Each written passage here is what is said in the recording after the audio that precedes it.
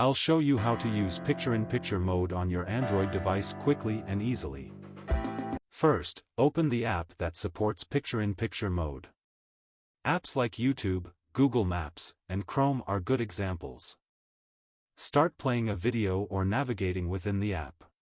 For YouTube, make sure you have YouTube Premium to use this feature. Press the home button or swipe up to go to the home screen. The video will automatically shrink into a small, movable window. You can drag this small window to any corner of your screen, and tap it to reveal playback controls such as play, pause, or close. To go back to full screen, tap the small window and then tap the maximize icon, or reopen the app. And that's it. You've successfully used picture-in-picture mode on your Android device. For more quick tech tips, don't forget to like and subscribe to Cyber-Theo.